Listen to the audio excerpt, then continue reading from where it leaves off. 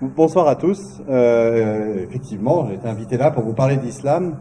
Et peut-être d'une façon, à mon avis, que vous ne connaissez absolument pas.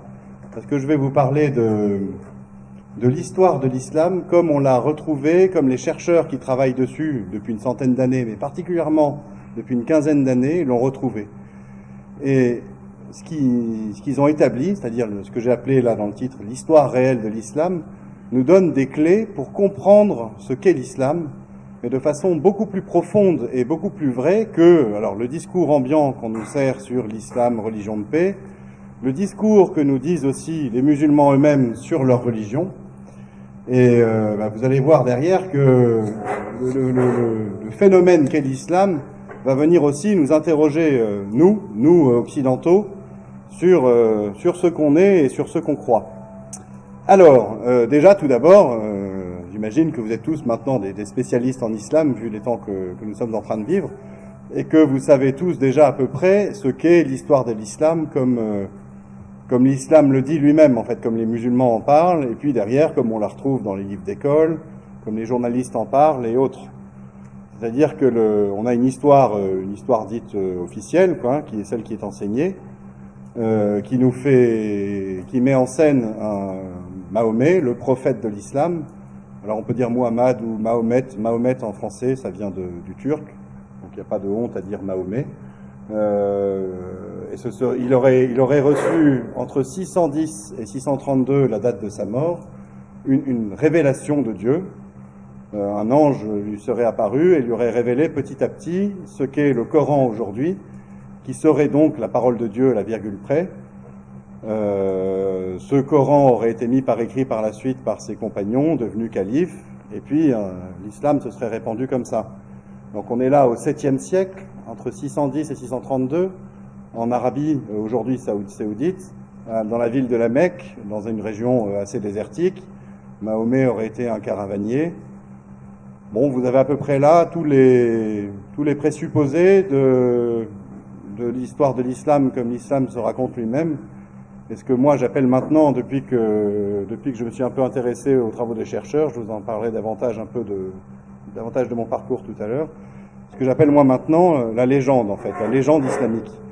Parce qu'en fait, on assiste depuis, je vous l'ai dit, une centaine d'années au fait que des chercheurs occidentaux appliquent des méthodes de recherche critique et de recherche scientifique sur l'islam, ce qui n'avait jamais été fait auparavant. Et puis il y a depuis une soixantaine d'années, et particulièrement depuis 15-20 ans, une accélération en fait des découvertes nouvelles qui sont faites sur l'histoire réelle de cette religion, avec, mais là depuis 15 ans, c'est impressionnant en fait, des découvertes qui se succèdent, et on se rend compte justement que l'histoire que je vous ai dite, du Mahomet à qui un ange Gabriel révèle le Coran, ça c'est pas tout à fait comme ça que ça s'est passé, quoi. Alors déjà, je vais commencer par la Mecque. Vous connaissez tous cette ville. Alors là, c'est une vue aérienne. Et je vais vous dire que la Mecque, en fait, c'est pas la Mecque. Le lieu d'origine de l'islam, dont on dit qu'il est la Mecque, c'est une très grande ville maintenant. Initialement, dans ce que nous disent les traditions musulmanes, une petite ville quand même, mais quand même déjà un centre caravanier. Ça se voit pas tellement ici, mais c'est une région complètement désertique, c'est-à-dire que c'est très aride, il n'y a pas de végétation, pas de possibilité d'agriculture ou d'élevage.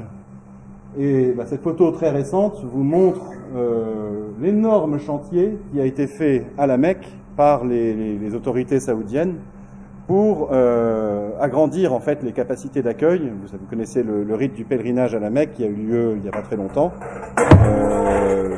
une semaine ou deux à peine, je crois.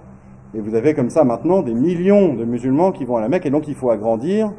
Et un peu la folie des grandeurs, vous voyez ce qu'ils ont fait, c'est encore plus grand maintenant, avec cette énorme tour qui ressemble au Big Ben. Mais surtout ce qu'ils ont fait, c'est qu'ils ont retourné toute la ville pour faire ces énormes buildings que vous voyez partout. On voit les fouilles là, qui ont été faites pour retourner la ville sur des dizaines de mètres de profondeur pour faire des gratte-ciel. Et chaque chantier était surveillé par un commissaire du département de l'archéologie, enfin de l'autorité ministérielle saoudienne. On n'y a rien retrouvé. Rien de rien. Et derrière, ça vient forcément interroger. Et puis, en s'interrogeant, on fouille un petit peu, puis on se rend compte que des chercheurs ont étudié le sujet. Et on voit que, en 2011, par exemple, il y a un historien canadien, Dan Gibson, qui a publié sur le sujet, un spécialiste des Arabes, et qui nous a montré que, en fait, la Mecque n'existait pas à l'époque de Mahomet. Vous savez que la Mecque, aujourd'hui, c'est la direction vers laquelle prient tous les musulmans. C'est ce qu'on appelle la Qibla dans les mosquées, c'est la direction de la prière.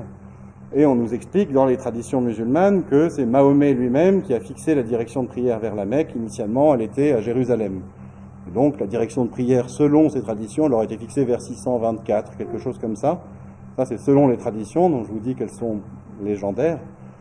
En fait, il faut attendre l'an 725 pour trouver la première mosquée qui pointe vers la Mecque. Ça, c'est le travail de cet historien dont je vous parle, donc qui a été faire un peu de recherche, qui a été voir les mosquées anciennes. Donc ça veut dire que pendant 100 ans, il n'y a pas de mosquée qui pointe vers la Mecque. Et que cet historien continue son travail, il nous dit qu'il faut attendre l'an 822, donc encore 100 ans de plus, donc on est quasiment 200 ans après la mort de Mahomet, pour voir que toutes les nouvelles mosquées qu'on construit à partir de cette date-là pointent vers la Mecque. C'est quand même fort de café. Il nous dit également, il n'y a pas de mention explicite à la Mecque dans tous les textes qu'il a pu voir, les textes anciens, avant l'an 741. Alors il faut savoir que les traditions musulmanes dont est issue l'histoire musulmane, les premiers textes dont on dispose, ils datent de 200 ans à 250 ans après la mort de Mahomet, du 9e siècle. Et pareillement, il a été à des congrès d'archéologie, il a rencontré des archéologues saoudiens qui lui ont dit on n'a rien trouvé à la Mecque avant le 9e siècle. Mais alors, s'il n'y avait rien à la Mecque, et si c'est pas le lieu des origines, alors où est-ce que c'est? Est-ce que la Mecque, c'est la Mecque, justement? Et c'est là qu'interviennent encore d'autres découvertes. Il y a une chercheuse américaine d'origine danoise, Patricia Crone, qui a montré que par le texte même du Coran, on se rend compte que Mahomet s'adresse à des gens qui ne sont pas des gens de la Mecque. C'est pas possible, parce que ces gens-là, ils sont agriculteurs, c'est-à-dire qu'ils cultivent du blé, cultivent des dattiers, cultivent des grenades, des grenadiers, cultivent la vigne. Ils ont des troupeaux de chèvres, des troupeaux de chameaux, des troupeaux de vaches. Ils font de la pêche en mer et ils mangent des poissons fraîchement pêchés et des coquillages. Bon, à la Mecque, on est dans le désert, on est à 3-4 jours de caravane de la mer. C'est impossible d'avoir cette abondance à la Mecque. Donc c'est pas à la Mecque que ça s'est passé. Mais ce que décrit cette chercheuse en décortiquant le Coran, ça ressemble à peu près au portrait robot des rivages de la Méditerranée. Et puis par d'autres indices, elle nous emmène à croire que ça pourrait être les rivages de la Syrie même. Et ce seraient ces endroits-là qui seraient les lieux d'origine de l'islam, et pas l'Arabie Saoudite, pas la Mecque.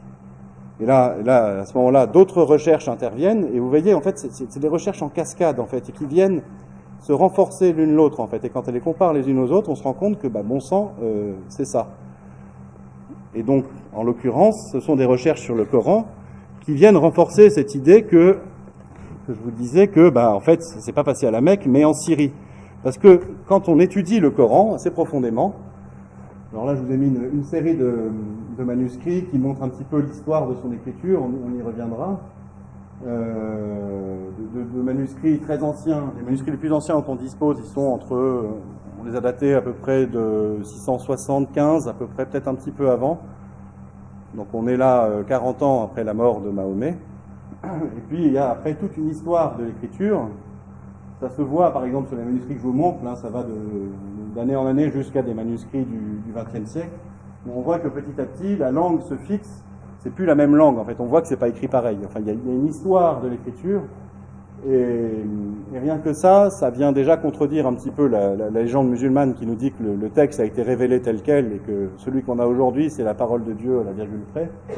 Quand on regarde assez profondément, on trouve des manuscrits où on voit qu'il y a des corrections, des ratures, et puis il y a donc une histoire en fait de l'écriture qui ne va pas avec.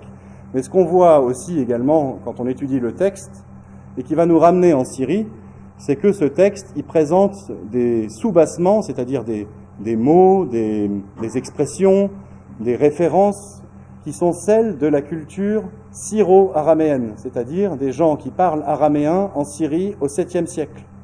Et là, ça vient exactement confirmer ce qu'on avait vu avec les recherches de Patricia Crone sur les agriculteurs et les pêcheurs. Et donc, on se rend compte qu'en fait, c'est pas du tout dans un endroit désertique où il y avait que des païens, comme nous dit la légende musulmane qu'est né l'islam, que serait né l'islam, mais c'est en Syrie, un endroit christianisé depuis très longtemps, avec des juifs, des chrétiens, des gens qui parlent araméen, la langue du Christ, qui parlent araméen, la langue des juifs également. Et derrière, ça change complètement tout, en fait. Ça veut dire que les histoires bibliques qu'on retrouve dans le Coran, ça pourrait très bien venir de ce contexte chrétien et juif de Syrie. D'une certaine façon, il n'y a plus rien à révéler, en fait. Tout était déjà sur place. Et quand on étudie ce texte, c'est exactement ce qu'on voit.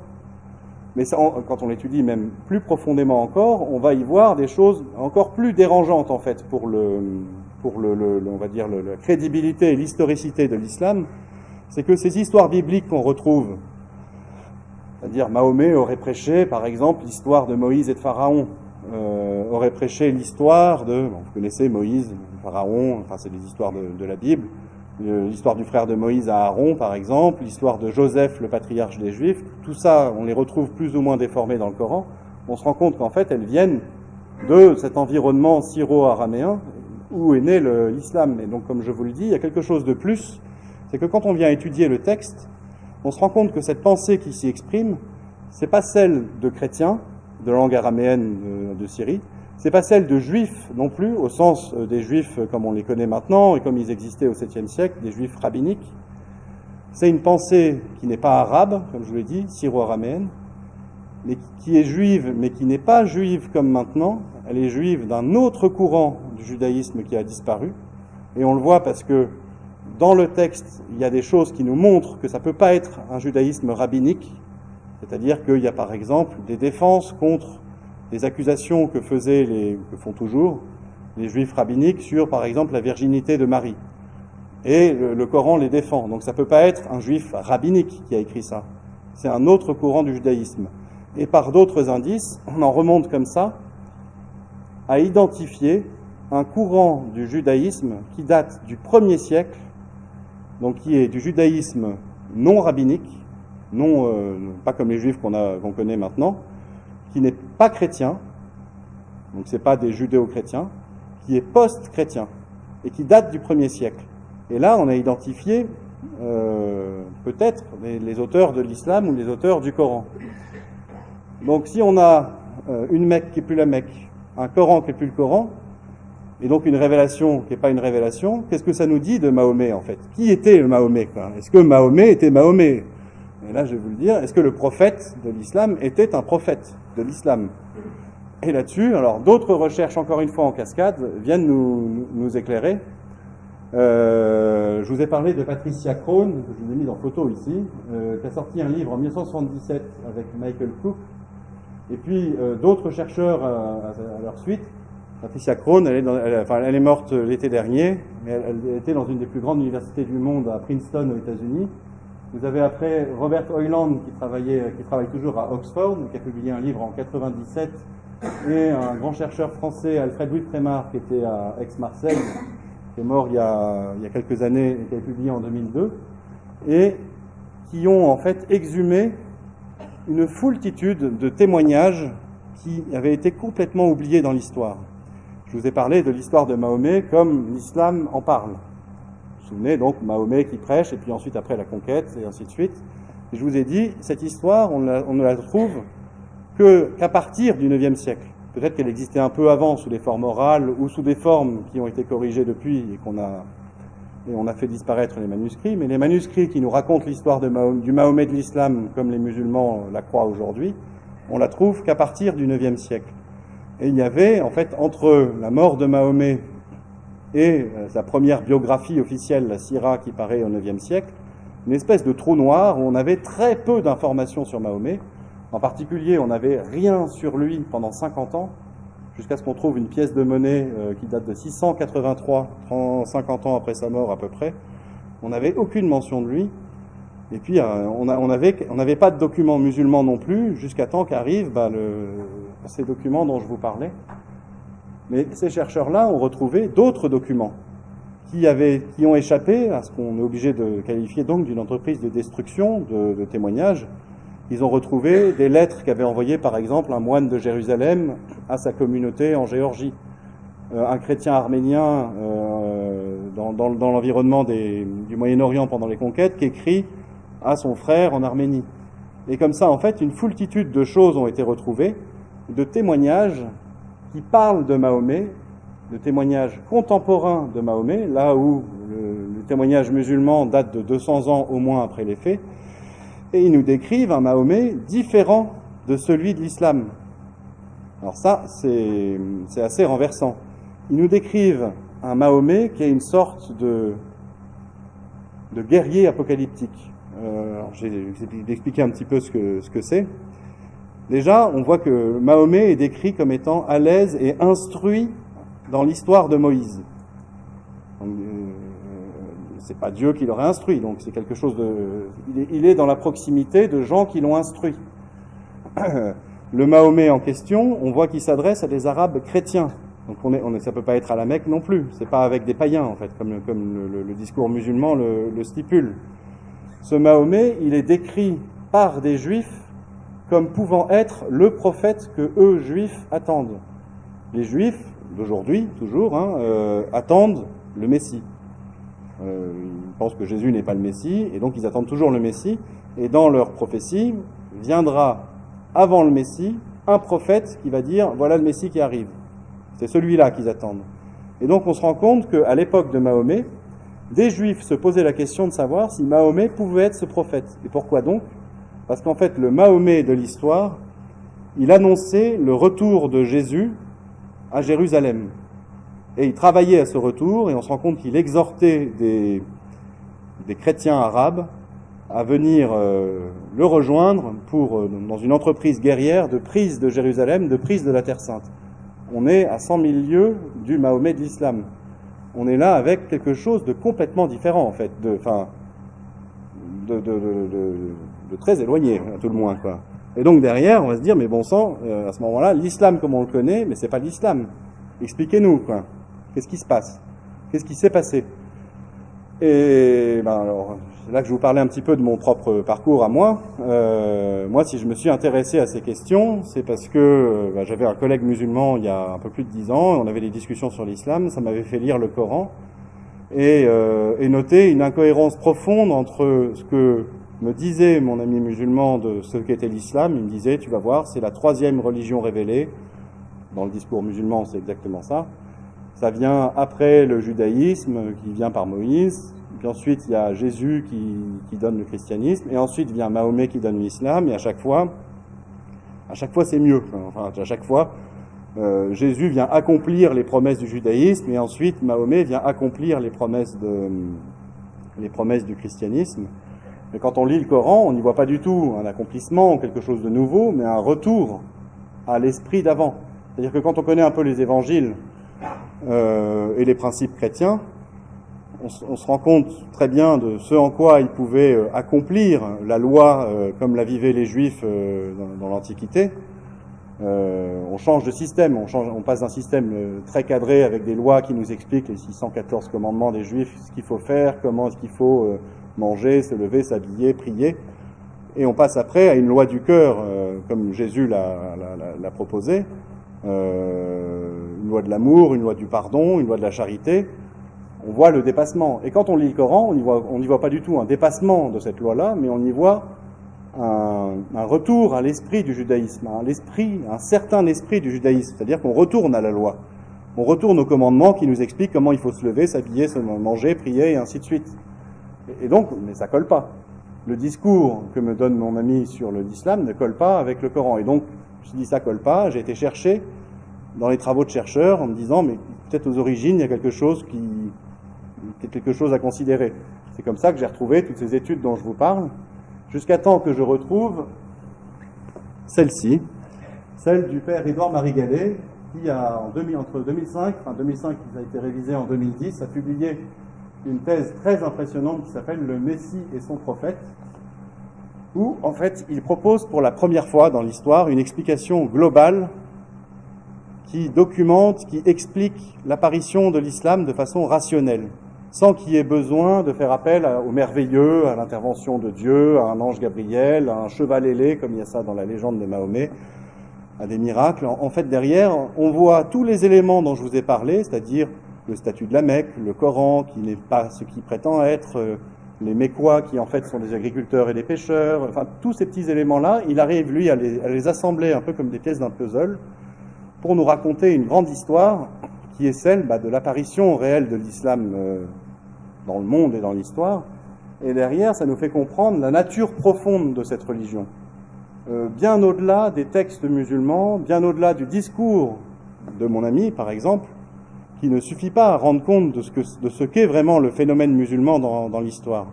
Alors quand je suis tombé sur ce travail-là, les bras m'en sont tombés presque, parce que c'était vraiment pour la première fois que je voyais quelque chose d'aussi complet en fait. Et cette explication qu'il propose, sa thèse, qui est sortie donc en 2005, depuis il y a eu beaucoup de publications. J'en ai proposé quelques-unes. Par exemple les recherches du chercheur canadien spécialiste des Arabes sur la Mecque, ça date de 2011. Toutes ces recherches, elles sont venues renforcer ce qu'il avait proposé comme explication, et ça n'a jamais été réfuté depuis. Alors la chose, c'est que ce travail est quand même un petit peu pointu, et que pour le grand public, c'est pas évident d'y avoir accès. C'est 1000 pages de thèse avec 2500 notes de bas de page, 30 pages de bibliographie, et puis une approche très pointue, très technique. Et donc, ce que j'ai fait avec lui, c'est un site internet, le grand secret de l'islam.com, sur lequel j'ai rédigé, et puis on a travaillé après tous les deux dessus, une vulgarisation, une synthèse en fait de toutes ces recherches, pour que le grand public puisse comprendre par lui-même le travail des chercheurs en fait, et l'espèce de révolution qui est en cours, et dont personne ne parle, parce que je crois que personne n'a envie d'en parler en fait. Mais de fait, avec ce site internet, les gens y ont accès, les gens en parlent. On en a fait un livre également, qu'on peut trouver via le site ou là, et on va voir ce que ça fait. Mais cette vérité qui commence à se dire sur l'islam, c'est peut-être une clé pour les problèmes qu'on est en train de vivre maintenant. Ça, on va voir, j'en parlerai dans la conclusion. Alors, après cette petite introduction sur les recherches, quelques recherches dont je viens de vous parler, je voudrais essayer de vous présenter maintenant ce scénario en fait qui explique l'apparition de l'apparition de l'islam dans l'histoire, dans le monde, à partir donc du travail du père Édouard-Marie Gallet et puis de ce que j'ai fait avec lui depuis. Alors pour comprendre ça, il faut qu'on en revienne, attention, histoire cachée de l'islam, il faut qu'on en revienne au 1er siècle, aux espérances du peuple hébreu, des Juifs avant Jésus, et au moment et ce qui se passe de très spécifique avec les idées nouvelles qu'apporte Jésus. Alors je ne vais pas chercher à vous convertir à quoi que ce soit ce soir. Moi j'aborde ce sujet-là sous l'angle de l'histoire des idées. C'est-à-dire que Jésus apporte des idées nouvelles qui vont transformer la façon de comprendre le monde chez ses contemporains, et puis petit à petit on va voir ce que ça fait. Il faut voir que dans le monde ancien, on vivait dans des représentations cycliques.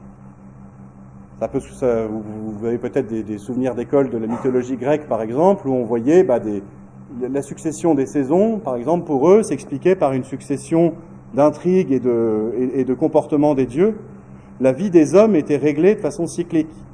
Ça se voyait encore, peut-être même encore maintenant, dans des populations, on va dire, premières, qu'avait pu étudier l'anthropologue Claude Lévi-Strauss, qui avait été dans des îles en Océanie, voir comment fonctionnaient les civilisations archaïques, et on se rendait compte qu'ils répétaient tout le temps la même chose en fait.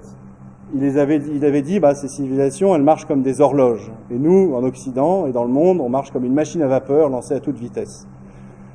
Ces civilisations qui marchaient comme des horloges, elles le faisaient parce qu'elles avaient des systèmes religieux qu'elles avaient développés pendant des dizaines, des centaines de milliers d'années peut-être, qui marchaient autour de sacrifices, au début des sacrifices humains, puis après des rites qui ont singé ces sacrifices, et qui avaient pour but de contenir le mal à l'intérieur de la société.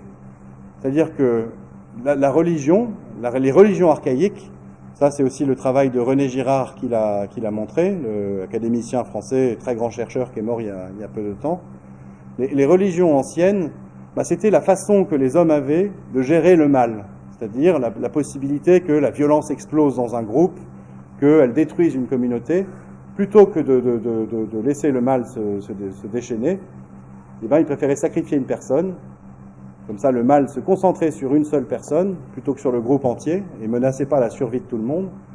Et petit à petit, comme ça, se sont montés les systèmes de religion ancienne, qu'on appelle païennes, en fait, avec des panthéons, ou avec des esprits, mais à chaque fois avec un système qui contient le mal à l'intérieur. Vous voyez, dans les deux sens du terme, le mal reste dans la société, mais on l'empêche de faire trop de dégâts. Mais ce que Jésus apporte comme idée, et c'est une idée qui est absolument nouvelle à son époque, c'est la possibilité que le mal soit complètement détruit. Et ça, cette idée n'existait pas avant lui. Avant lui, on vivait comme si le mal faisait partie de l'univers normal des choses. C'était normal que le mal puisse être là. Jésus, il nous dit non. Le mal, je vous en libère. Je vous en libère, vous, personnellement.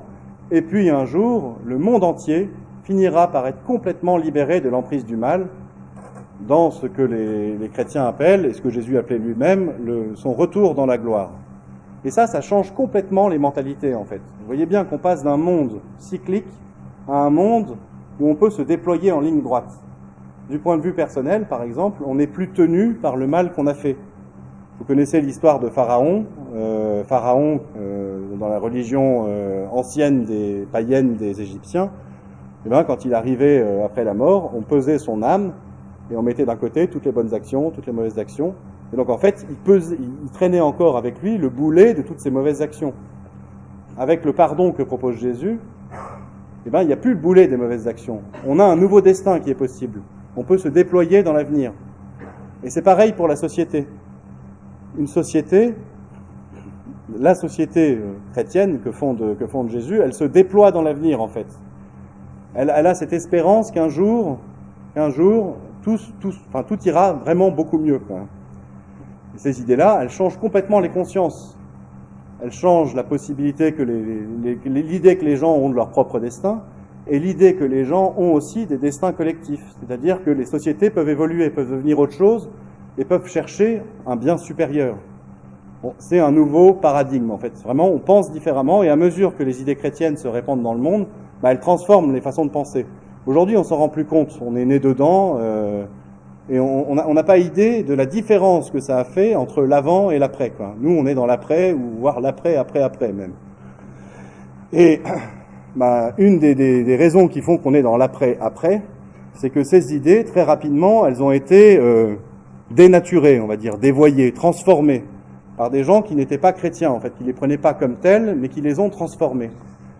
En fait, dans l'entourage même des tout premiers judéo-chrétiens à Jérusalem, il y avait des juifs pour qui Jésus, le Messie, comme il l'avait reconnu, comme il l'attendait par les prophéties, devait être un roi, un Messie politique, un chef de guerre, qui aurait dû à cette époque-là, comme ils l'espéraient dans leur rêve en fait, qui aurait dû réunifier le pays d'Israël, chasser les envahisseurs romains hors du pays, et puis assurer sa prospérité à jamais. Et pour eux, Jésus, il aurait dû faire ça. Puisqu'il était le Messie, c'est comme ça qu'il aurait dû le faire en fait. Et le problème, c'est qu'il ne l'a pas fait.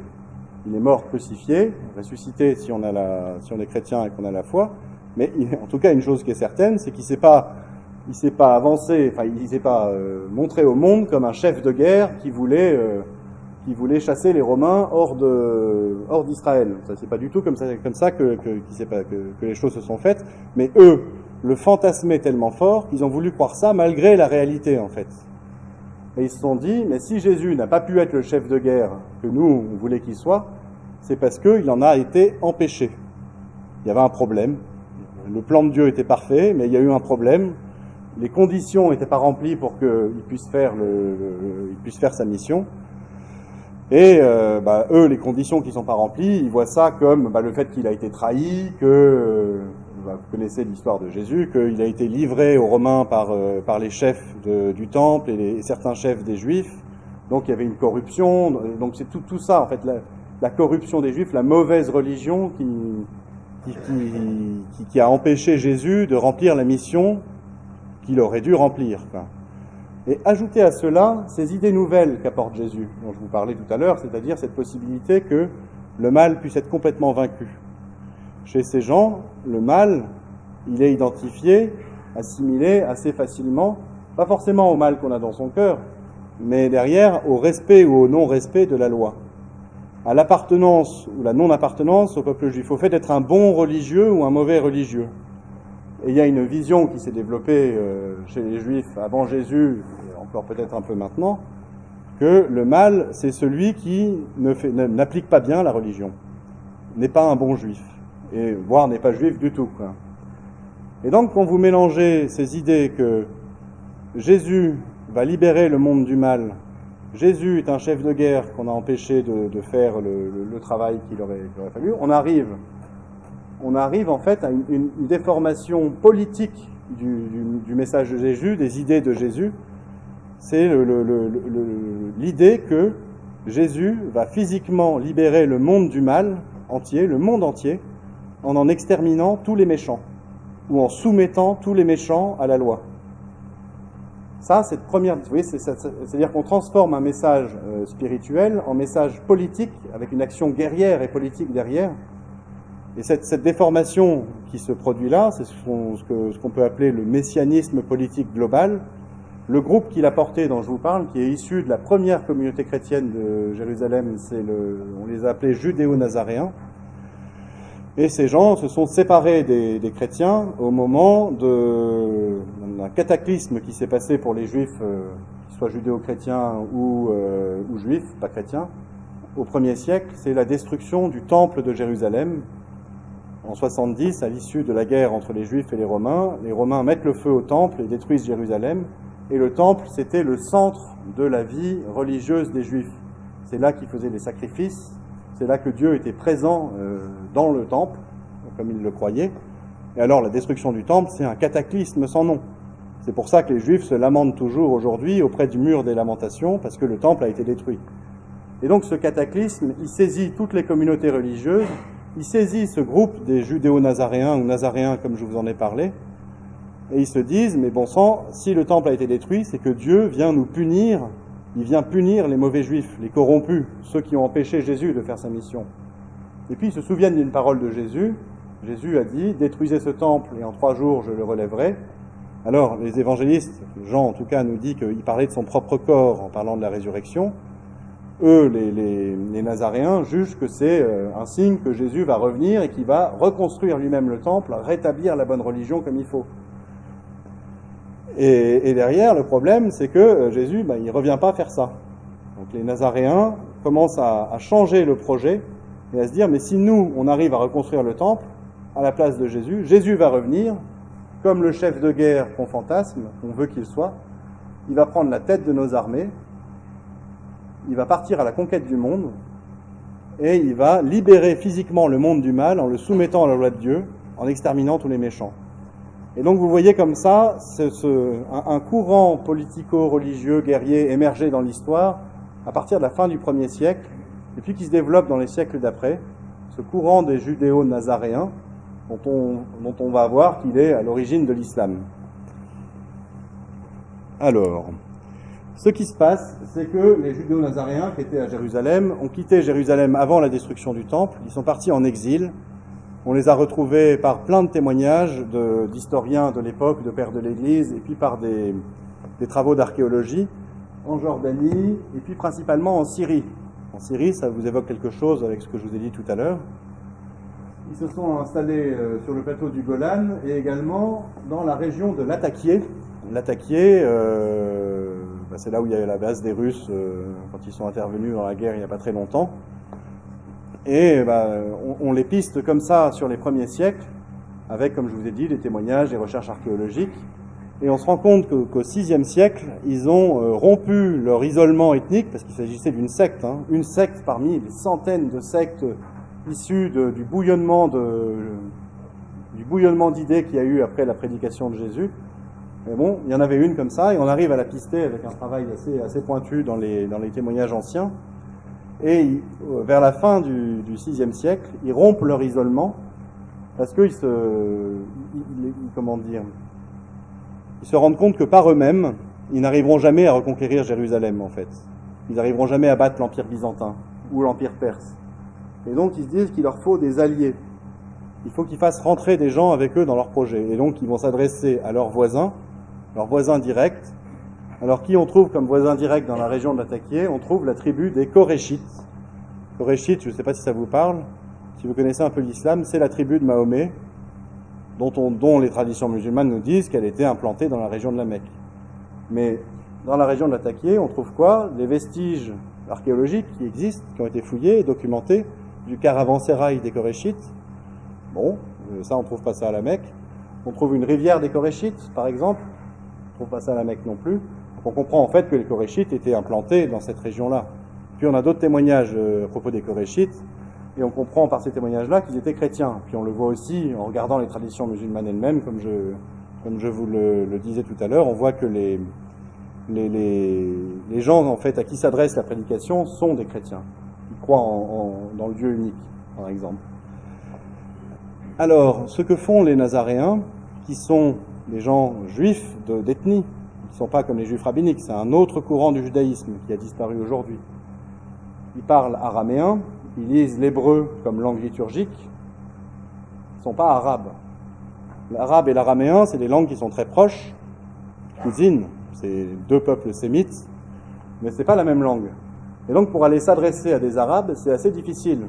Et donc ce qu'ils font, c'est qu'ils vont former des prédicateurs en langue arabe pour aller parler aux arabes et essayer de les embrigader dans leur projet. Leur projet, je vous en ai parlé, c'est d'aller conquérir Jérusalem, d'aller y remonter le temple de Jérusalem, d'espérer à partir de là que Jésus va revenir, et puis qu'il va les emmener à la conquête du monde, et que à ce moment-là, le monde sera sauvé du mal, et que ce sera le bonheur absolu, puisque tout le monde obéira à la loi de Dieu. Ça vous rappelle pas quelque chose? C'est l'islam, en fait. Derrière, vous avez déjà là toutes les composantes de l'islam, en fait, et qu'on trouve donc avant même que l'islam n'apparaisse. Ces prédicateurs qui sont formés, on en connaît au moins deux. On connaît Mahomet, et on connaît un prêtre nazaréen qui parlait arabe, qui s'appelle Waraka ibn Naufal, qui est dans les traditions musulmanes elles-mêmes, dont ils ont gardé la mémoire. Ils en font dans les traditions un prêtre chrétien, mais derrière, les chrétiens ne s'appelaient plus nazaréens depuis longtemps.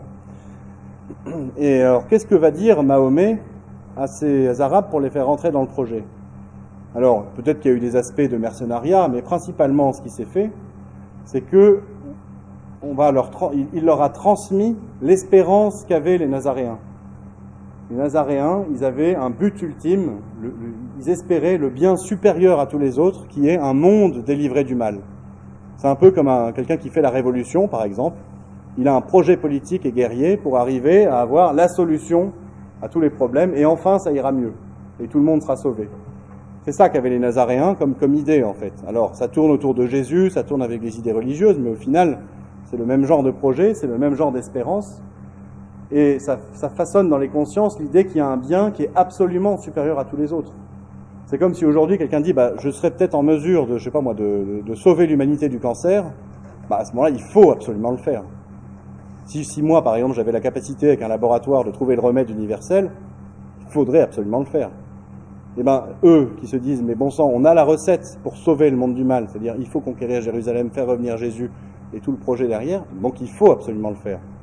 Et c'est ça qu'ils transmettent aux Arabes, en fait. Et ils transmettent cette espérance qui est tellement forte qu'une fois qu'elle s'empare des consciences, il n'y a plus rien d'autre qui compte, en fait. C'est-à-dire que c'est possible, il faut le faire. Et comment est-ce qu'ils s'y prennent? C'est assez simple, en fait. On comprend à la lecture des traditions musulmanes et du Coran comment ils s'y prennent. Et qui vont voir des Arabes chrétiens, qui croient donc en Jésus, qui pensent que Jésus va délivrer le monde du mal définitivement à la fin des temps. Ils vont leur dire, mais nous aussi on croit en Jésus, sauf que nous, on a une recette pour le faire revenir maintenant, et vous allez voir qu'il va délivrer le monde du mal maintenant s'il revient à Jérusalem. Et en plus, vous pouvez rentrer avec nous dans le projet parce que vous êtes nos cousins. Vous êtes nos cousins. Nous, on est des enfants d'Abraham, dans la tradition juive, les Juifs descendent d'Abraham par Isaac, et ils vont dire aux Arabes, mais vous aussi vous êtes des enfants d'Abraham puisque vous descendez d'Abraham par Ismaël. Et c'est à ce moment-là qu'ils leur enseignent. Les Arabes n'étaient pas du tout au courant de cette histoire. Ils leur enseignent ça, et donc ils forment en fait une communauté nouvelle.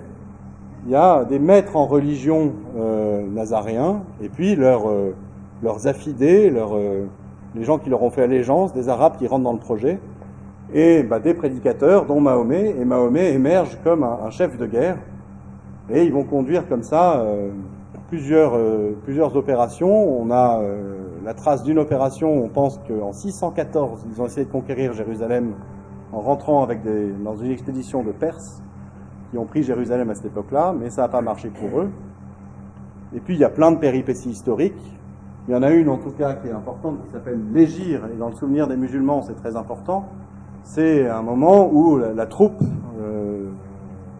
c'est celle qui porte ce projet-là, est obligée de fuir la Syrie pour se réfugier à Médine. Médine, j'en ai pas parlé tout à l'heure dans l'histoire de l'islam, c'est ce qu'on appelle l'Hégire, c'est-à-dire l'émigration en arabe. Dans le récit musulman traditionnel, les musulmans, avec Mahomet, les premiers musulmans, seraient partis de la Mecque pour aller à Médine. C'est-à-dire faire quelques kilomètres, en fait, là où, en fait, on se rend compte que depuis la Syrie, c'est une vraie immigration, quoi. Bon, Mahomet meurt, et la troupe finit par prendre Jérusalem à la fin de l'année 637, début 638. Ça, c'est documenté, et on sait comment ça s'est passé. Et, ça y est, donc, ils vont pouvoir mettre en œuvre le projet, reconstruire le temple et faire revenir Jésus. Et c'est ce qu'ils font, sauf que ils reconstruisent le temple, mais Jésus ne revient pas. On a des témoignages d'époque qui nous disent comment le temple a été reconstruit. C'est un événement considérable pour les Juifs et on va dire dans l'histoire religieuse, mais il est passé relativement inaperçu, parce que comme je dis, ces témoignages-là, ils sont pas ceux de l'histoire, de la grande histoire. C'était des bribes par-ci par-là, une lettre que quelqu'un a envoyée, puis qu'on a retrouvée plus tard, et puis on savait pas trop ce que ça voulait dire, jusqu'à temps que les chercheurs mettent la main dessus dans les années 80 et jusqu'à aujourd'hui. Et donc on sait qu'ils ont reconstruit le temple, et on sait aussi, parce que ça je pense on l'aurait vu si c'était arrivé, on sait aussi que Jésus n'est pas revenu, et que patatras, tout le projet en fait, d'une certaine façon, tombait à l'eau. Et à cause de ça, ça a été une crise très grave entre les Arabes, ex-Arabes de Mahomet, Arabes de l'ex-Mahomet, Mahomet étant mort, qui sont à ce moment-là sous le commandement de Omar, et les Nazaréens. Alors on comprend que ce soit la crise. Les Arabes se retournent en fait contre leur chef en leur disant « Vous nous avez menti, Jésus ne revient pas, vous nous avez entraînés dans la guerre pour rien, vous ne servez à rien, votre projet ne sert à rien, Jésus ne reviendra pas maintenant. » Mais au final, il n'y a pas besoin que Jésus revienne pour qu'on aille conquérir le monde et le soumettre à la loi de Dieu.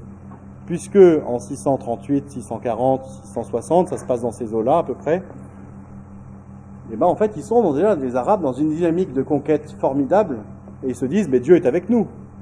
Et il n'y a pas besoin que Jésus revienne pour prendre la tête des armées et libérer le monde du mal.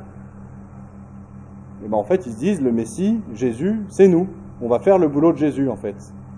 Et ça se voit notamment dans le fait qu'à ce moment-là, à partir de 640, Omar, le chef des Arabes, prend le titre de calife. Alors calife, on dit oui, c'est le chef des musulmans, mais calife c'est plus que ça. Calife ça a un sens en arabe qui veut dire lieutenant ou gérant. Aujourd'hui, les musulmans nous disent, parce que les traditions tardives de l'islam l'expliquent comme ça, que calife voudrait dire successeur, sous-entendu successeur de Mahomet. Et dans les textes musulmans eux-mêmes, on trouve des endroits où ça veut dire vraiment lieutenant de Dieu sur terre. Donc en fait, on voit que le chef des Arabes prend le titre du Messie, c'est lui qui devient le chef de guerre pour aller conquérir le monde, le soumettre à la loi de Dieu et en extirper le mal physiquement. Le problème, c'est que c'est un titre très convoité. Devenir le lieutenant de Dieu sur terre, tout le monde veut être le lieutenant de Dieu sur terre. Et puis surtout, qui est légitime pour dire qu'il est le lieutenant de Dieu sur terre? Et donc derrière, vous avez là les racines très profondes de la guerre civile qui a démarré en islam entre les musulmans et qui n'a jamais cessé depuis. Et s'ouvre à partir de l'an 644, assassinat d'Omar, par des gens qui n'étaient pas d'accord avec lui, qui pensaient qu'il n'était pas légitime pour régner au nom de Dieu. s'ouvre une terrible période de guerre civile. Alors ça, c'est la première guerre civile des Arabes, la première fitna. Et dans cette guerre civile, on va voir que vont s'inventer petit à petit les concepts de l'islam. C'est-à-dire que là, je vous ai parlé de la religion des Nazaréens. La religion des Nazaréens avec les Arabes, c'est pas encore l'islam comme on le connaît. Il n'est pas question de prophète, pas question de Coran, pas question de révélation. Donc on voit que l'islam, en fait, s'est inventé petit à petit bien après. Comment est-ce que ça s'est fait? Ça s'est fait au fil de la guerre civile dont je vous ai parlé, entre 640 à peu près et la fin du siècle, la fin du 7e siècle, où il va y avoir un jeu de concurrence entre des factions qui vont se dire, mais moi je suis légitime pour régner. Leur chef va dire, moi c'est moi qui suis légitime pour régner au nom de Dieu. Un autre va dire, ah non c'est moi. Un autre va dire, ah non c'est moi. Et ils vont avoir des arguments à faire valoir. Les arguments, ça va être de dire, bah moi je suis le calife, je suis le lieutenant de Dieu sur terre. Mais un autre va dire, oui mais moi j'ai des textes qui me disent que les Arabes sont ceux que Dieu a choisis pour soumettre le monde à sa loi. Un autre va dire, ah, mais moi je suis dans la continuité du prophète. Je suis dans la continuité de Mahomet en tant qu'il est le premier qui nous a dit ça. Même si c'est pas tout à fait ça qu'il a dit. Un autre va dire, mais moi je suis celui qui a le contrôle de la ville des origines, de la Syrie ou d'autres lieux. Je n'en ai pas parlé, c'est un peu compliqué, mais... Et en fait on voit comme ça des factions qui s'affrontent et des concepts qui sont propres à l'islam qui émergent en fait de la concurrence. Une preuve qu'on en a, là je vous la montre ici, là, ce sont des pièces de monnaie, c'est très intéressant. Ça fait partie des recherches nouvelles qui sont faites depuis cinquantaine, soixantaine d'années et qui nous donnent des témoignages très intéressants. Parce que regardez, ces deux premières pièces que vous voyez en haut, deux premières pièces, alors ce sont des pièces qui étaient utilisées par les premiers califes. Les premiers califes, les musulmans aujourd'hui, les appellent des califes rachidoun, bien guidés. Ils avaient quasiment la révélation en eux. Alors j'y vais un peu fort, mais c'est pas ça, mais ils étaient vraiment dans le droit fil de l'islam, exactement comme il fallait. Ils étaient des compagnons de Mahomet, et leur parole est presque parole de... Enfin, pas d'évangile, mais de Coran. Enfin, presque, entendons-nous. Et on se rend compte que ces deux pièces dont je vous parle, là, qui ont été utilisées par ces califes-là, et frappées par ces califes-là, elles présentent des symboles chrétiens. Alors, vous ne voyez peut-être pas au fond, mais là j'ai mis avec des rectangles rouges, on voit des petites croix. Et qui sont des symboles chrétiens. Parce qu'en fait ce sont des copies plus ou moins de pièces byzantines sur lesquelles l'empereur, ça c'est la pièce de droite, apparaît avec la couronne avec une croix et l'orbe impérial dans la main avec une croix au-dessus. Et donc ces premiers califes, on se rend compte qu'ils étaient beaucoup plus proches des chrétiens que l'islam ne nous le dit. L'islam nous dit les premiers califes c'était des super musulmans, donc super anti-chrétiens, à fond contre les églises, la croix et autres, mais ils avaient des pièces avec des croix. Donc déjà là, on voit un indice que l'histoire de l'islam, comme elle nous a raconté, ne tient pas la route complètement. Mais ce qui est très intéressant, c'est qu'on voit l'évolution des pièces. Et petit à petit, les califes se remplaçant les uns les autres, les pièces changent. Cette pièce que je vous montre ici, qui date de 685 à peu près, c'est celle dont je vous parlais tout à l'heure en vous disant à tort que c'était 683, en fait c'est 685. C'est la première pièce de monnaie de l'histoire qui mentionne Mahomet. Auparavant, il n'y avait rien. Pas de mention à Mahomet, rien du tout.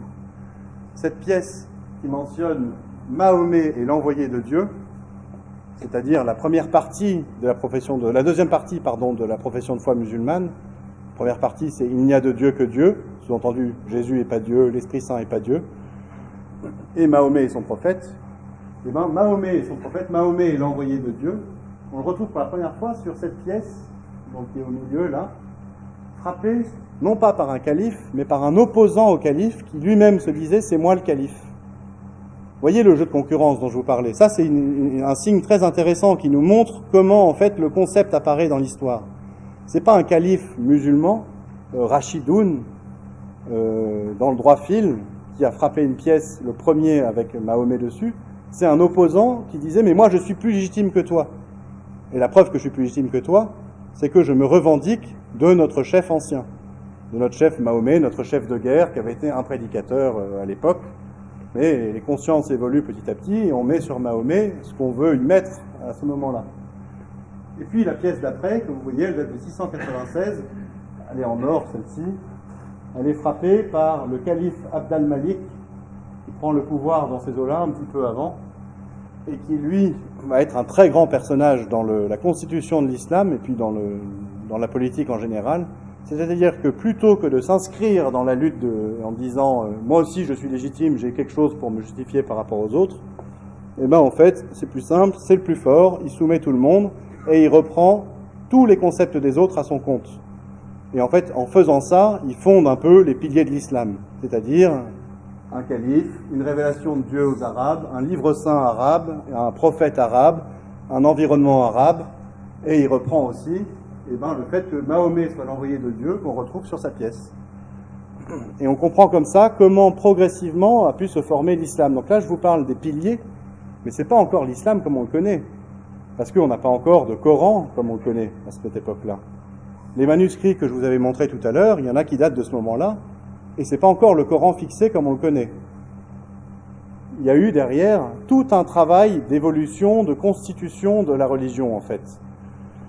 Et ça, il faut l'intégrer pour comprendre ce que c'est que l'islam, parce que c'est encore aujourd'hui ce qui le définit.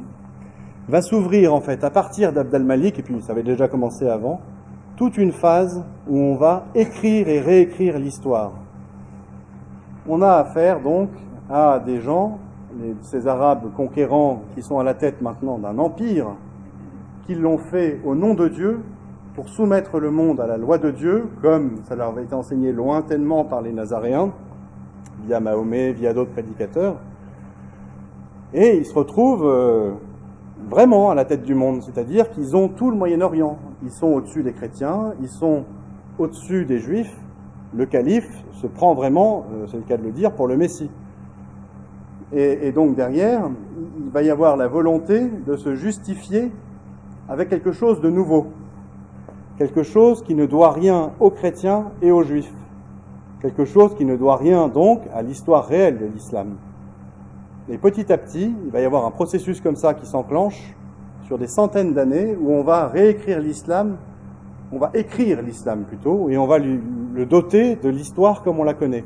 C'est-à-dire qu'on va prendre les événements historiques réels, les souvenirs vont être déformés, on va par exemple transférer les origines de l'islam, de la Syrie à la Mecque, en Arabie. Parce que là, à la Mecque, il n'y a pas de juifs, il n'y a pas de chrétiens, c'est le désert. Et donc on peut dire que c'est Dieu qui aurait directement donné la chose aux Arabes. On va justifier ça en constituant un livre sacré. Il avait commencé d'être constitué dans la première guerre civile, mais on va continuer de le faire. Et comment est-ce qu'on va constituer ce livre ? Eh bien, en fait, on avait récupéré les écrits des Nazaréens en arabe, vers l'an 640, au moment où il y a eu la brouille, sévère brouille avec eux. Et puis, à partir de cette collection de textes, petit à petit, on va leur donner le sens que va prendre le Coran aujourd'hui. On va transformer le Mahomet de l'histoire, dont je vous ai dit qu'il était une sorte de guerrier apocalyptique qui prêchait le retour de Jésus à Jérusalem, et qu'il était un prédicateur instruit par les Nazaréens dans la loi de Moïse, mais qu'il n'était pas prophète, il ne révélait rien de nouveau en fait. Et on va en faire la source de cette nouvelle religion qui est en train de se constituer. En fait, on va chercher à donner une légitimité propre, une légitimité autonome à cette espérance complètement supérieure à tous les autres dont je vous ai parlé, c'est celle de vouloir sauver le monde en fait. Et c'est celle-là qui anime l'islam toujours aujourd'hui. L'islam aujourd'hui dit que ça vient de Dieu directement. Ça vient pas d'une déformation faite par les Nazaréens d'idées de Jésus. Ça, c'est sûr que s'il se présentait comme ça, ça passerait un peu moins bien quand même. Mais il y a derrière cette logique de réécriture de l'histoire un autre phénomène qui est à l'œuvre, c'est que ce sont les califes qui font réécrire l'histoire, et ils le font pourquoi ? Aussi pour justifier leur propre pouvoir. Parce que dans ce système religieux qui est en train de naître, la religion, c'est plus que jamais la clé de l'exercice du pouvoir. Le calife est calife, pourquoi ? Parce qu'il dit « je suis le lieutenant de Dieu ». C'est Dieu qui m'a choisi. Donc c'est la religion qui fait du calife le souverain tout-puissant d'un énorme empire. Et derrière, le calife, c'est celui qui dicte la religion. C'est celui qui fait travailler des scribes sur le Coran. C'est celui qui fait travailler des grammairiens. C'est celui qui fait travailler les traditionnistes pour écrire les traditions. Vous voyez, en fait, vous avez quelqu'un qui est juge et partie dans une affaire où ça s'appelle du totalitarisme. Hein. Il est à la fois le pouvoir spirituel et le pouvoir temporel. Et grâce à ça, il influence la rédaction des traditions, la rédaction du Coran pour justifier son pouvoir. Et on peut voir dans de nombreuses traditions musulmanes aujourd'hui la patte des califes. C'est-à-dire, par exemple, vous prenez les traditions musulmanes qui se rapportent à Mahomet en particulier, parce que le calife calquait sa conduite sur celle de Mahomet. Mahomet, selon les traditions, et plus on s'éloigne dans le temps, plus il y a une inflation, vous allez voir, c'est assez amusant. On dit qu'il avait 11 femmes. Et puis d'autres traditions disent qu'il en avait 13. Puis d'autres traditions disent qu'il en avait plus de 25. Et puis d'autres traditions disent qu'il en avait plus de 30. Et plus on s'éloigne dans le temps, dans l'histoire, plus il a de femmes. Et plus on s'éloigne dans le temps et dans l'histoire, et on peut imaginer, plus le harem du calife était fourni. Et en fait, on comprend pourquoi est-ce que ces traditions ont cette inflation. C'est que le calife a fait écrire les traditions qui vont dans son sens. D'autres traditions, par exemple, nous racontent que Mahomet aurait fait supprimer, assassiner un poète qui, dans ses poésies, lui aurait déplu, aurait fait une caricature. Cette tradition, on sait par d'autres traditions encore postérieures, que celui qui l'a écrite, un traditionniste musulman au IXe siècle, en fait, il a juste répondu à la commande du calife. Un calife l'avait convoqué en disant « Toi, traditionniste qui connais bien l'histoire de Mahomet, est-ce que tu aurais pas dans tes grimoires une histoire de Mahomet qui fait tuer un opposant, qui fait des caricatures comme ci, comme ça ?» Sous-entendu, j'ai dans ma geôle un opposant qui fait des caricatures comme ci, comme ça, je voudrais m'en débarrasser. Et la personne revient en disant ça tombe bien, j'ai trouvé la tradition, là voilà, il le fait tuer, merci, voilà, prends tes dinars, et on comprend comment la tradition s'écrit en fait. Et on voit qu'en fait, en plus de la logique de donner une légitimité propre, une légitimité autonome à l'islam, au début par l'arabité, et puis une fois que les califes s'allient avec des Persans, transfèrent le siège du califat à Bagdad, une ouverture à l'universel, un prosélytisme tous azimuts, c'est plus la religion des seuls arabes, on voit qu'il y a cette première logique de donner une légitimité propre, et une deuxième logique qui est celle de la justification du pouvoir du chef, du calife en l'occurrence. Bon, avec ça, vous en savez déjà pas mal. Ça peut nous mener à quelques conclusions intéressantes, et puis après je serai ouvert à toutes les questions. Quelques conclusions que je voudrais partager avec vous à partir de ce survol assez rapide, mais déjà assez consistant de l'histoire réelle de l'islam. Alors, tout d'abord, il y a quelques fondamentaux qu'on peut retenir de cette histoire. Alors, vous pouvez tout retenir, je vous le recommande, et puis même approfondir, voir ça par vous-même.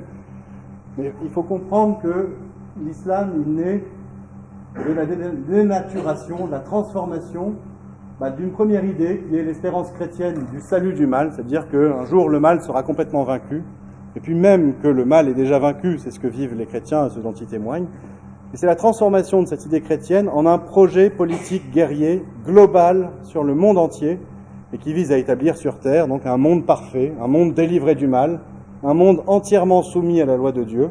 Ça, c'est l'islam en fait. C'est le rêve de l'islam, c'est qu'un jour, toute la terre soit musulmane, toute la terre soit soumise à la loi de Dieu.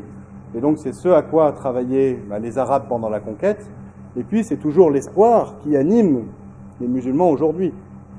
Vous avez par exemple le dirigeant du comité contre l'islamophobie, qui s'était exprimé il y a un an ou deux, plus que ça même. Il était à ce moment-là à la mosquée de Roubaix, je crois, en disant « Vous ne pouvez pas nous retirer l'espoir qu'un jour la France soit musulmane. » Et effectivement, c'est l'espoir qui habite les musulmans, que le monde entier devienne musulman. Et alors, cette chose, elle se fera par le travail des musulmans, et puis alors, dans toute la recomposition, parce que je ne suis pas rentré dans les détails les plus techniques, dans toute la recomposition de l'histoire qui a été faite à partir de l'histoire des Nazaréens, de ce que les Nazaréens avaient transmis aux Arabes, il y a ce rôle de Jésus qui est un peu ambigu, parce que chez les Nazaréens, il devait revenir tout de suite à Jérusalem, puis ensuite il a été repoussé à la fin des temps par les Arabes, mais au final, il est un peu concurrent, d'une certaine façon, de ce que font les musulmans eux-mêmes. En islam, il y a un peu deux formes de salut du monde. Il y a ce que font les musulmans en islamisant le monde petit à petit, et puis ils ont l'espérance qu'à la fin des temps, Jésus reviendra physiquement comme le chef de guerre que les Nazaréens croyaient qu'il était, et qu'il contribuera à ce moment-là, avec les musulmans, à éradiquer complètement, totalement le mal du monde. Donc il y a aussi cette espérance-là chez les musulmans, en plus de celle de, on va dire, de l'islamisation au quotidien ou par la conquête ou par le djihad, cette espérance que quoi qu'il arrive, à la fin des temps, Jésus reviendra. Il sera accompagné d'un personnage un peu énigmatique qui s'appelle le Mahdi. Alors les traditions diffèrent sur qui il est, mais grosso modo ce sera le chef des musulmans et qu'ensemble ils conquerront le monde entier. Donc quoi qu'il arrive, même si les musulmans n'y arrivent pas par eux-mêmes, Jésus et le Mahdi finiront le boulot à la fin des temps. Donc c'est ça en fait, ce vers quoi tend l'islam du point de vue de son espérance terrestre. Ensuite il y a d'autres espérances qui se déploient, celle du paradis, puis l'espérance de ne pas aller en enfer également. Autres fondamentaux à considérer, c'est cette logique de construction a posteriori de l'islam. Ça veut dire, en islam, l'espérance, en fait, est la première chose qui a existé. C'est-à-dire que les Arabes de Mahomet, est-ce qu'on peut dire qu'ils étaient musulmans? On va dire qu'ils étaient proto-musulmans ou primo-musulmans. Mais ils avaient la même espérance que celle que les musulmans ont. Et à l'époque, ils n'avaient pas de Coran, ils n'avaient pas de prophète, ils n'avaient pas de révélation. Et donc on se rend compte qu'en fait, en islam, ce qui compte, c'est l'espérance, et puis que vient après le Coran, le prophète, la révélation. Ça, c'est ce qu'on voit dans l'histoire, ça s'est fait comme ça dans l'histoire, et c'est toujours le cas aujourd'hui. Chez un musulman, la foi musulmane, elle est cette espérance, en fait, que le monde sera sauvé par l'islam, que l'islam est la solution à tous les maux, au mal du monde, en fait. Ça, c'est ça la foi musulmane, la vraie foi musulmane. Ensuite, la croyance que Dieu est unique, que Mahomet est son prophète, qu'il a parlé par Gabriel à Mahomet, qu'il y a une révélation qui s'appelle le Coran, tout ça, ça intervient à titre de justification de quelque chose qui est beaucoup plus important que tout ça. C'est cette espérance, c'est la conscience que les musulmans ont, que Dieu les a choisis, élevés au-dessus des autres, pour porter son projet, en fait, qui sont des héros, en quelque sorte, choisis par Dieu pour ça. Et donc ça, c'est très important quand on discute avec des musulmans, parce qu'on se rend compte au final que on peut faire une critique du Coran ou une critique de la conduite de Mahomet selon l'histoire de la tradition, l'histoire comme la tradition nous la raconte, puis on se rend compte que ça n'a pas de prise. On leur dit, mais quand même, Mahomet, il a égorgé de sa main ou fait égorger 900 juifs à Médine, c'est quand même pas, c'est pas vraiment la religion de paix. Et derrière, on va voir l'interlocuteur musulman adopter des conduites de diversion ou de fuite ou de déni pour dire, mais il avait raison de le faire parce que c'était ses ennemis. À l'époque, ça se faisait. Mais je veux pas qu'on parle de ça. Et en fait, ça n'imprime pas chez lui. Parce que ce qui compte et ce qu'il définit comme musulman, et ce qui pour lui-même le définit comme personne, c'est son espérance, c'est la foi musulmane. Et la foi musulmane, c'est pas la croyance mot à mot dans le Coran, malgré ce qu'on pourrait en croire, c'est pas la croyance mot à mot dans ce qu'aurait fait Mahomet. Et donc, pour construire ça, il y a eu toute cette entreprise je vais expliquer, d'écriture, de réécriture de l'histoire. Il ne faut pas voir ça comme un complot ou comme l'œuvre d'un maître machiavélique qui aurait tout prévu depuis le début. Il faut comprendre aussi que quand on est possédé par cette espérance-là, les choses se font petit à petit, en fait. On modifie un petit truc, et puis la génération d'après modifie quelque chose.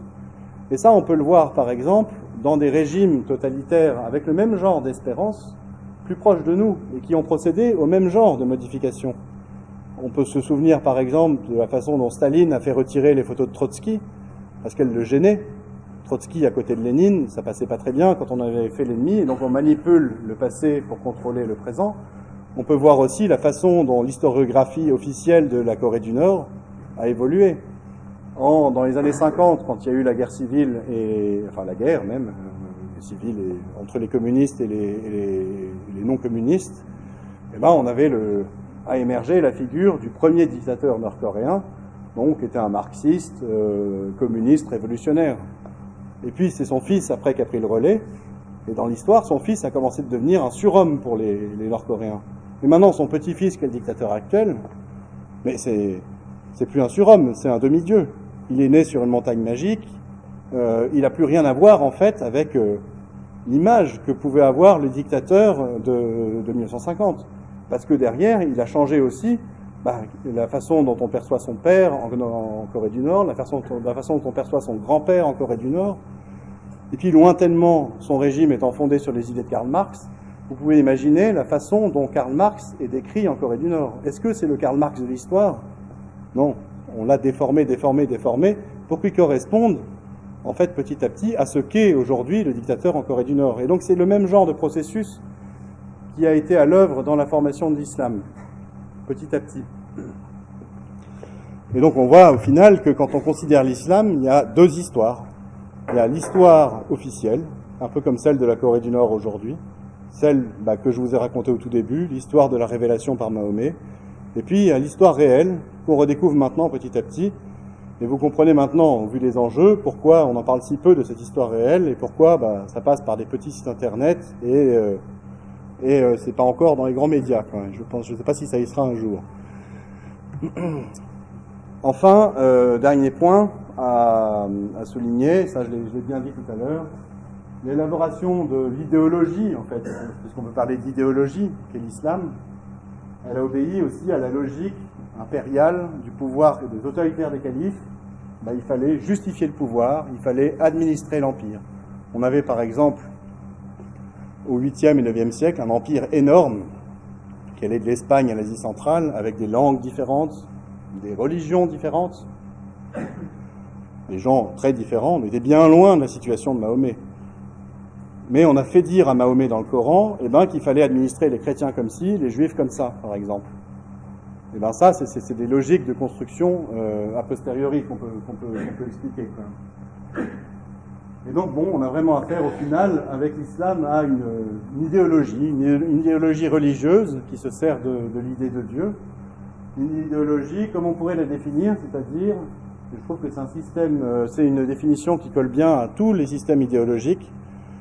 Une idéologie, c'est un système de justification du pouvoir qui se sert de l'idée du salut du monde, qui se prétend sauveur en fait, c'est-à-dire le pouvoir en lui-même est la solution à tous les maux.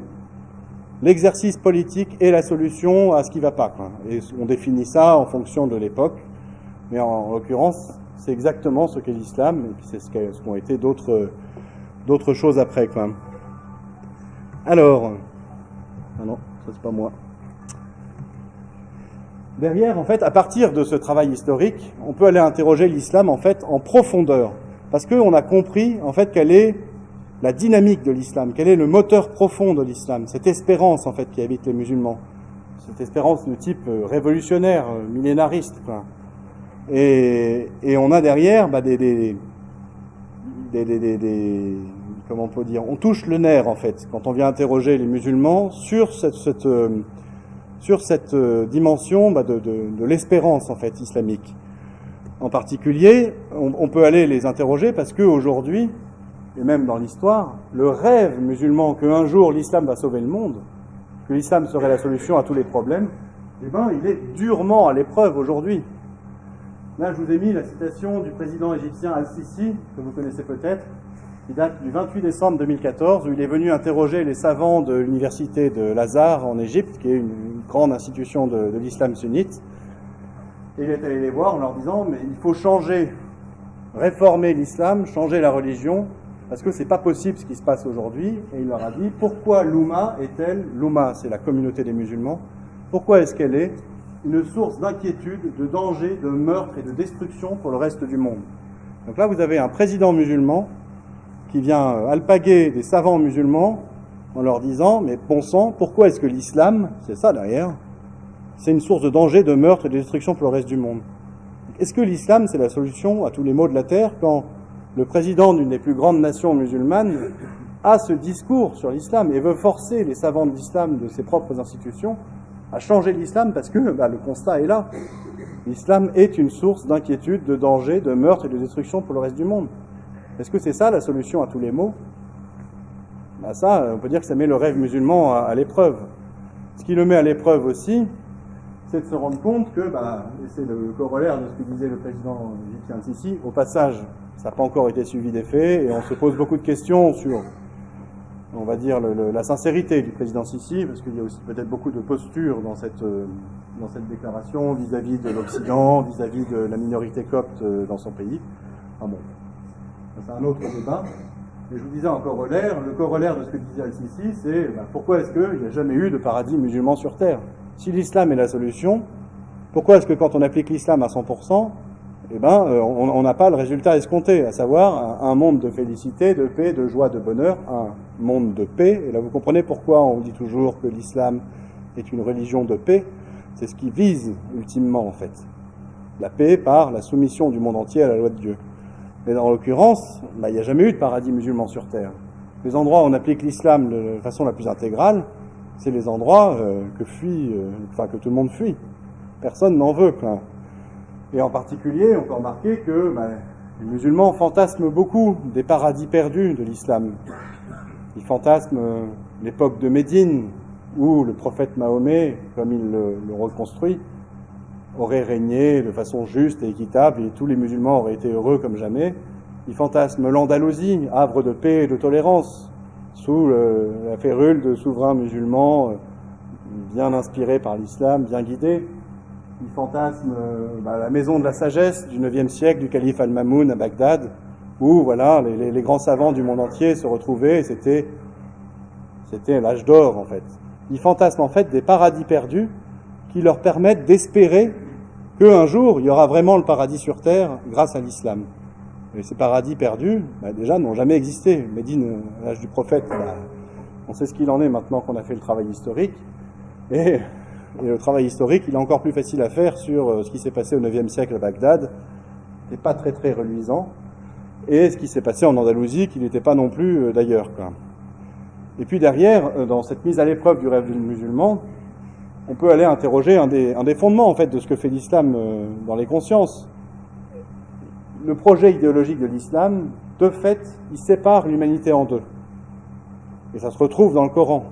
Le Coran dit, et c'est la devise même de l'organisation de la coopération, de la conférence de la coopération islamique, les 57 pays musulmans du monde, et donc il fait parler Dieu en disant « Vous êtes la meilleure des communautés qu'on ait fait surgir parmi les hommes, vous ordonnez le convenable, vous interdisez le blâmable. » Parce que vous interdisez le blâmable et parce que vous ordonnez le convenable.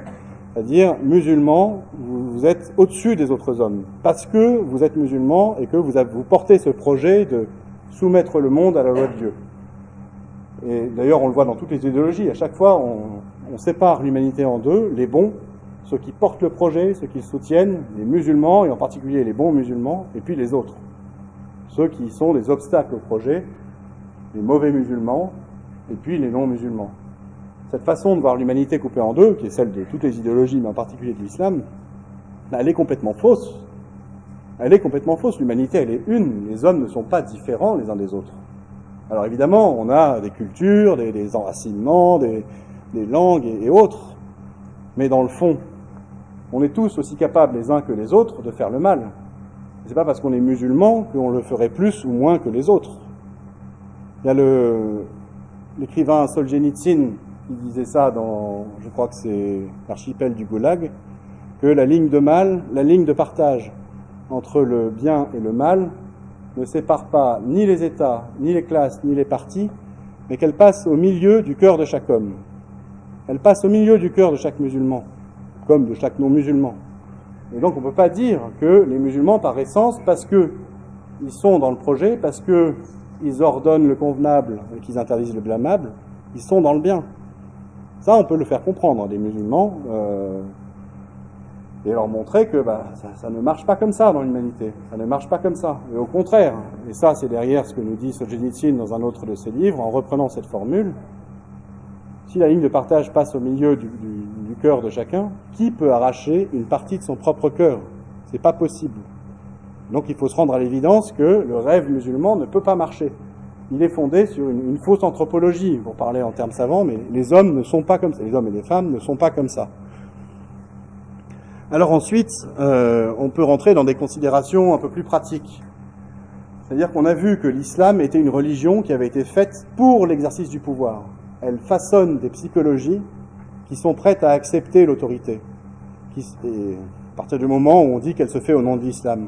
Et de fait, ça se prête très facilement à toutes les manipulations. Alors déjà dans l'histoire, on peut considérer on peut considérer que les premiers Arabes ont été manipulés par les Nazaréens, par les Juifs nazaréens, judéo-nazaréens, qui les ont embrigadés dans un projet, qui se sont servis d'eux, en fait.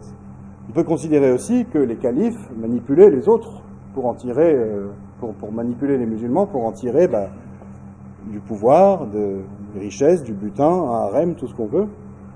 Et puis derrière, dans l'histoire, on n'a pas arrêté de voir des moments, des chefs qui se sont servis de l'islam pour leur propre pouvoir, pour lancer, une guerre de décolonisation, pour déstabiliser un pays.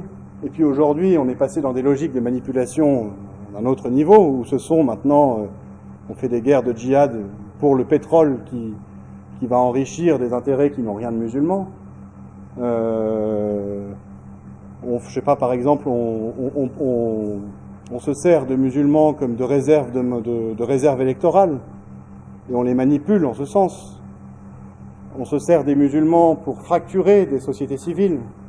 C'est-à-dire que vous avez des financiers internationaux comme George Soros ou d'autres qui poussent les musulmans à la communautarisation parce que derrière, ça va fracturer une société civile nationale, qu'elle soit celle de la France ou celle d'un pays musulman d'origine, et qu'elle le rendra ingouvernable, ce qui peut arranger d'autres intérêts. Et donc on voit comme ça que les espérances que portent les musulmans, les espérances que l'islam a mis dans leur cœur, elles facilitent la manipulation des musulmans par d'autres intérêts que les leurs. Et ça, les musulmans, ils sont très sensibles, et on peut leur dire que c'est à cause de l'islam tout ça. C'est pas à cause des méchants étrangers, des méchants des méchants américains, des méchants sionistes, des méchants... parce que les musulmans ont souvent tendance à chercher des responsabilités ailleurs.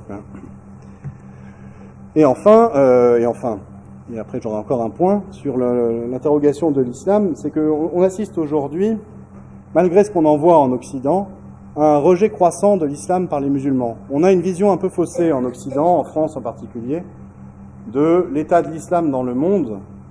Il faut voir que l'islam est vraiment, comment on pourrait dire, il est plus que sollicité, il est à la croisée des chemins parce que ce rêve musulman qui est mis à l'épreuve, tout le monde peut le voir aujourd'hui.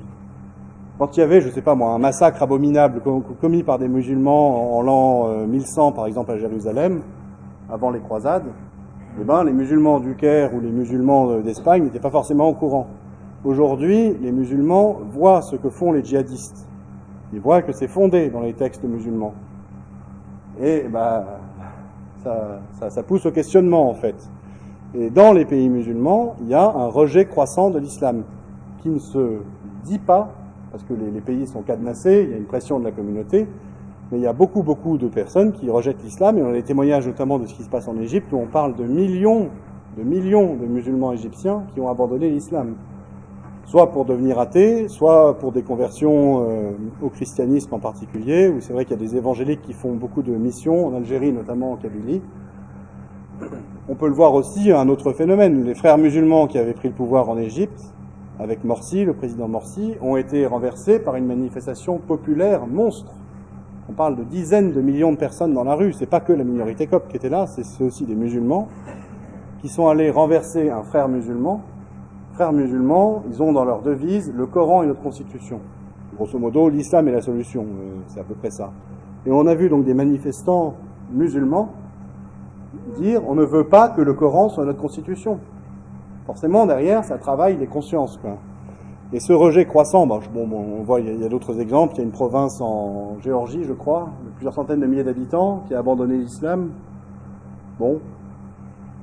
En 10 ans, en 1991, ils étaient tous musulmans. Aujourd'hui, ils sont tous chrétiens, orthodoxes. Ils sont revenus à la foi de leurs ancêtres d'il y a 400 ans. Ces choses-là, on n'en parle pas en Occident. On ne voit, nous, que des musulmans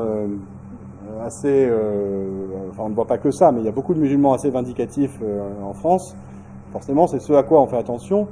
On ne voit pas ce qui se passe dans les pays musulmans, et on le voit d'autant moins que ces pays étant musulmans, ils n'en parlent pas tellement, quoi. Mais on a des échos, notamment par les minorités qui y vivent, quoi. Enfin, sur ce point, l'interrogation de l'islam, il ne faut pas garder tout ce que je viens de dire pour soi, enfin pour vous, Mais on peut en parler avec les musulmans, de la façon dont que je viens de vous exposer, à savoir interroger l'islam de façon intelligente sur ses espérances. Parce que si on vient questionner brutalement un musulman en disant « le Coran c'est faux, Mahomet c'était un meurtrier, Mahomet c'est pas le Mahomet comme tu crois », il va rejeter ça en bloc, et on a compris pourquoi, parce que derrière ce qui compte pour lui, c'est pas Mahomet, c'est pas le Coran, c'est son espérance en fait, et c'est ça qu'il faut aller questionner.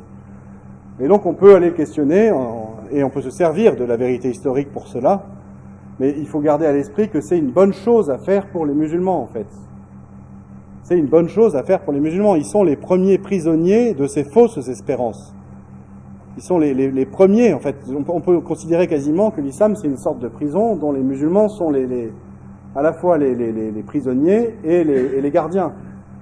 Et leur dire la vérité, les interpeller sur les espérances qui ne marchent pas, sur le rêve musulman qui ne marche pas, sur la manipulation de l'islam, ben c'est un acte charitable, en fait. Et puis derrière, politiquement, je pense que ça peut être aussi assez intéressant vu ce qu'on est en train de vivre, quoi. Donc, il faut parler de ça. Il faut parler de l'islam comme d'une fausse espérance. Et il faut oser le faire. Et petit à petit, il faut que ce soit porté dans le débat public. Et on va en parler encore après. J'ai d'autres idées à vous soumettre. Et puis, il faut aussi poser la question aux musulmans de la tromperie, en fait. S'ils sont dans une fausse espérance, s'ils sont trompés, en fait, dans leur espérance, ce qu'ils font aujourd'hui, en croyant soumettre le monde à la loi de Dieu pour le libérer du mal, mais à qui est-ce que ça sert, au final? Est-ce que ça sert les musulmans? Est-ce que ça sert les gens qui souffrent de ça?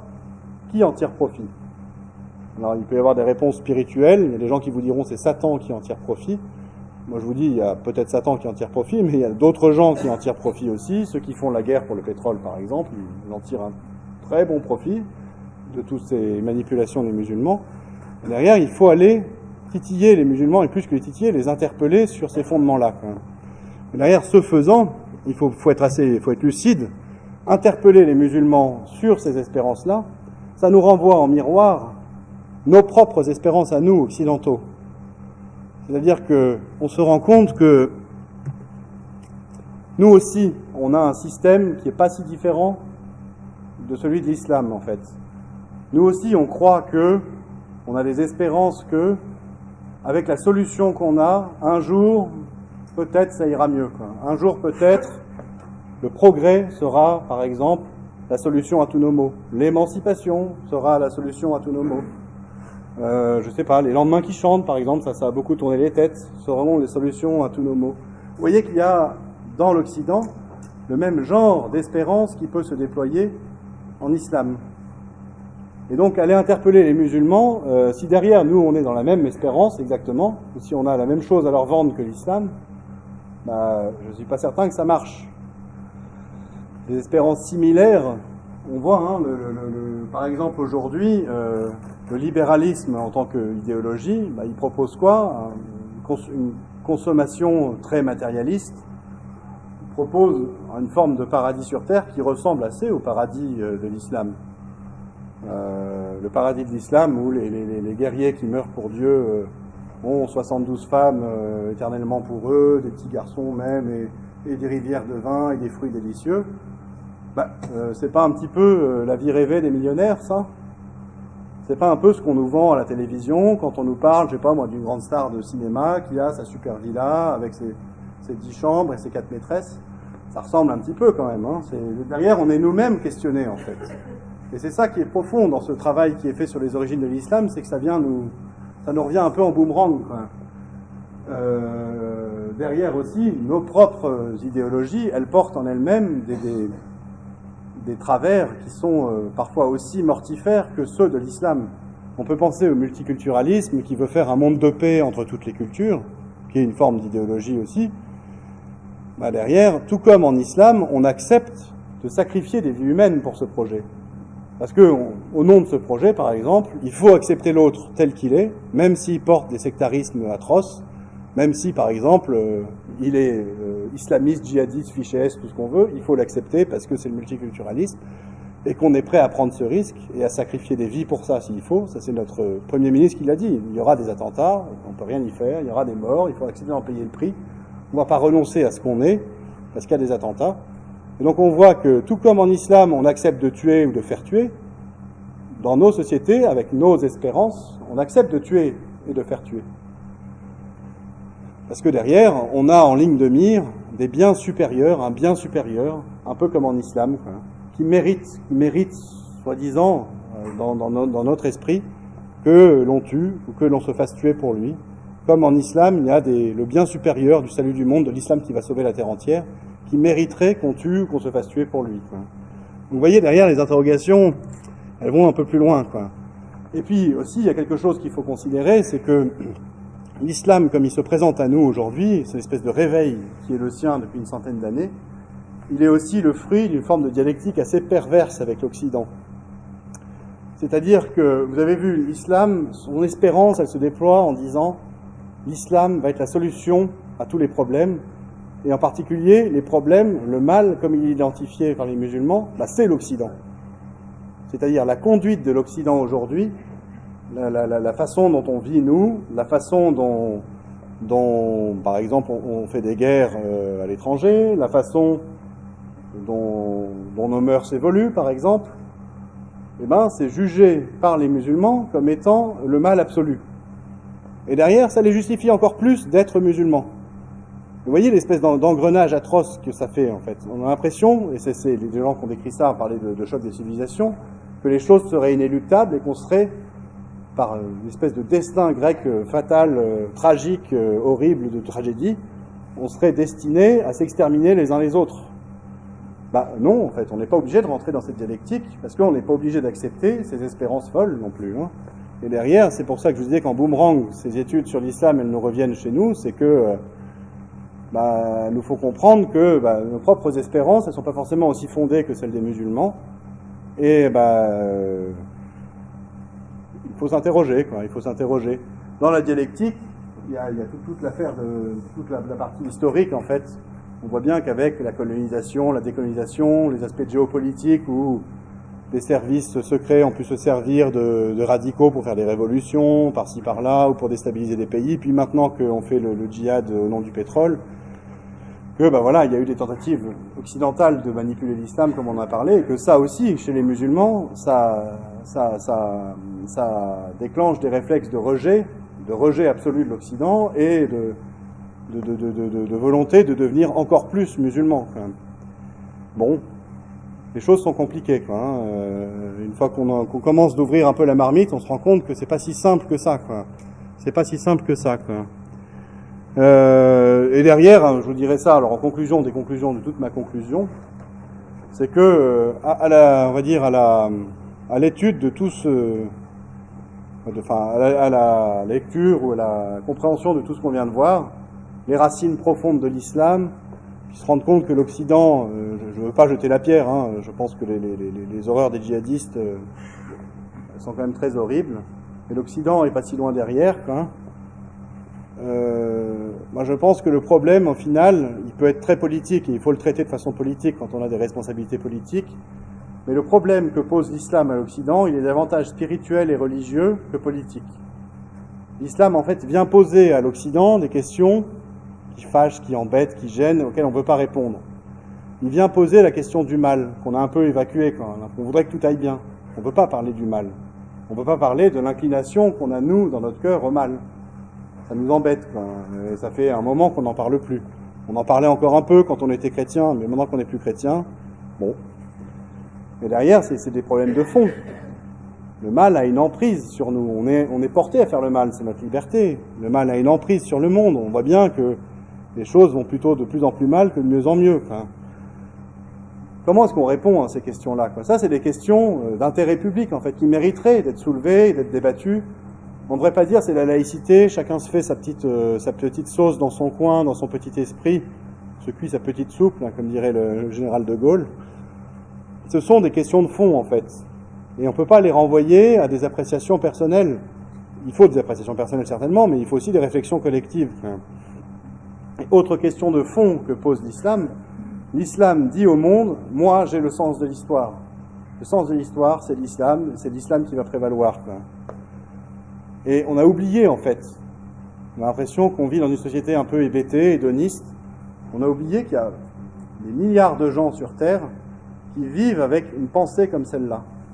Les musulmans, les chrétiens aussi, d'une façon différente, les juifs également, et que, d'une certaine façon, les occidentaux, comme ils sont aujourd'hui, leur pensée est assez minoritaire, en fait, et qu'il faut considérer ce que pensent les gens, ce qu'espèrent les gens. C'est-à-dire qu'on ne peut pas se contenter de dire, oui, nous sommes supérieurs parce que on a la meilleure des sociétés, on a le progrès, on a la laïcité, on a je sais pas, la technique et la science. Il faut rentrer, en fait, dans la compréhension de ce que sont les autres. Et à mon sens, elle est là, la vraie fraternité et la vraie compréhension de l'autre. Enfin, bon, je m'arrêterai là. Je ne sais pas combien de temps j'ai fait, mais ça va laisser un peu de temps pour des questions. Oui, voilà. Bon.